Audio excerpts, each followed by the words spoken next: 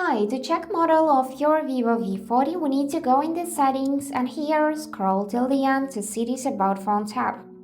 After that, you could see the information about your phone's processor, RAM, Android version, and storage.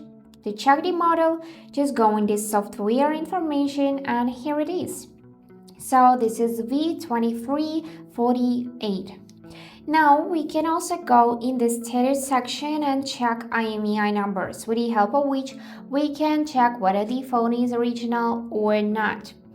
And also with the help of these numbers, we can check more information about this device. Let me show you. We just need to copy the first or the second IMEI number just by pressing it, selecting copy. And now open your default browser and here type in imei.info. At this step, you would need to paste this IMEI number, select to check it. And now, within a couple of seconds, you could see every detail of the phone and just information at all. Device type, released, operating system, and so on. So that's it for today.